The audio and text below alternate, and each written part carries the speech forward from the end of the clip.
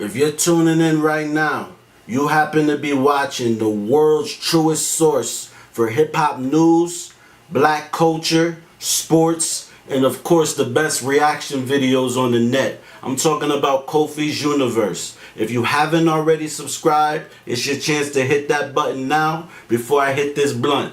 Bada. YouTube salute the Clipse. They sat down with Billboard to discuss their latest album.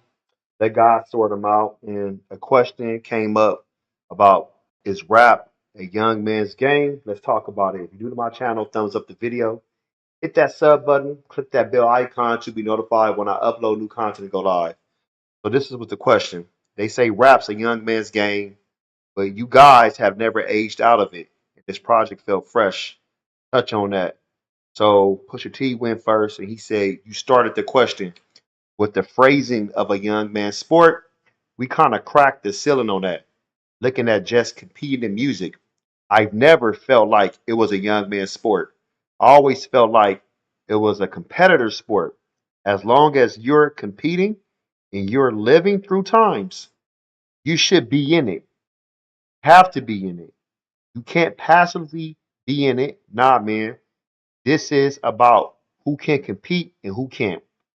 Being able to compete through different eras and trends to be able to A and B your music versus whatever's popular. Let God sort them out speaks volumes when it comes to that. I agree. I agree because if you think about it, like look at Nas, look at his run with Katie trilogy, with the Magic trilogy, with Hit Boy. Look what he's doing. Um, you still got LL Cool J putting out music. See what I'm saying? Ice Cube is about to drop an album. Um, Look at Common and Pete Rock put out an album last summer, 2024. Ghostface dropped Supreme Clientele 2. Slick Rick dropped the album. Raekwon dropped the Emperor's New Clothes. You know, look at that. Like, I mean, I know it's more artists. I know it's more artists out there. I'm not speaking on right now. And let me calm down or let me you know, work my stuff. But if you can compete, you can compete. At a high level too. Hell yeah, make that happen. Redman dropped Muddy Waters December 2024. Muddy Waters Part Two. That was fire. Method Man still laying verses. High tight verses. Master Killer just dropped the album. Daz Dillinger dropped the project. So, I mean, if you still have it, yeah. If you don't have it no more, and your pen game not like that, okay, well back away then. People still asking 3 stacks for verses because they know what he can do. But I'm gonna touch on Malice part. Just get the Malice. So Malice, okay, he said, I don't think we should slight ourselves because it's a young man's sport until proven otherwise. I think we've yet to see that happen at this level. I think when making Let God Sort Them Out with all the Clipse albums, you know what you're about to release. You can also tell if you're being mediocre. It's good that people have seen it. We've seen our achievement, and I still think people are going to have a tough time doing it. But one thing I do love about this album is very personal. Like it's it's intimate. Like the birds don't sing. Think about that. They open up about their parents. The parents passed away. May they rise in power, rest in peace. That was beautiful and touching. Pusha T talked about how his wife lost a child. Well, they was trying to have another child, but she lost it through a miscarriage. I was like, dang, I didn't even know that. See, that's opening up. Um, Malice talks about how, he's 1 foot in, 1 foot out, but basically saying like, it's almost like coming back into the rap game is like it's kind of weird because a lot of people that are Christians might look at him like, look at that, look at that, look at that heathen right there. That boy should know better. He take his butt to church, so he already knew like I'm gonna answer my own questions and I'm gonna speak about that before somebody say something about that. So there's talking about that. Malice talking about like, the stuff he had to go through in life, growing up, and how where he's at now, like this, just a different type of person. It wasn't all drug talk, it wasn't all just money talk. It was a lot of, it was a well-rounded album. You can hear the versatility throughout the album, and I was very happy about that.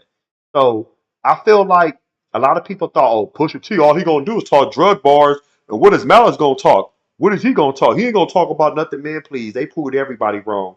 13 tracks right there was perfect for me.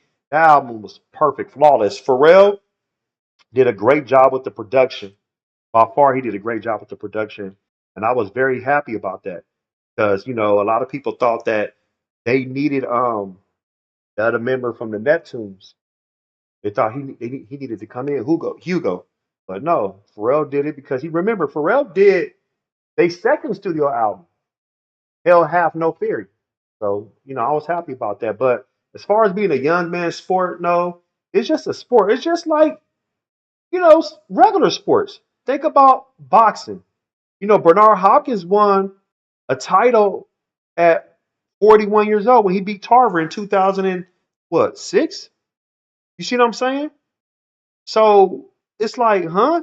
George Foreman won a title in his 40s. Hopkins won another title in his 48 when he beat what's his name? He beat somebody a lot here. I can't. It's on the tip of my tongue. Not Chad Dawson because he lost against Chad Dawson, but it's on the tip of my tongue. Brett Favre was still making moves. Jordan was still playing at 40 for the Wizards. Look at LeBron James. He's what, about to be 41 years old? Going into his 23rd season? LeBron James still dominating.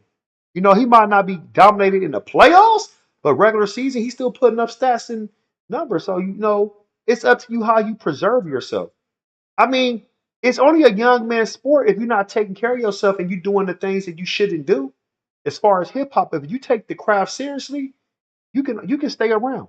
You can definitely stay around. And I'm happy to see the OGs, the veterans, the pioneers still making music. That makes me happy because I grew up on the Mobb Deeps, the Wu-Tangs, the Nas's, the Outcasts, you know, um, the Biggies, the Tupacs, the Alcoholics, Farsides, the Tribe Called Quest, EPMDs. Shout out to the new people out here, the contemporaries. I got nothing but love for them too. But the OGs, that's my golden era right there. But let me know what you think about the Clipse. Um, do you think this is a young man's sport, or do you think that the Clipse are an anomaly? Post your comments below. Hulk smash Black Panther the like button. Subscribe to my channel. Click the bell icon to be notified when I upload new content and go live.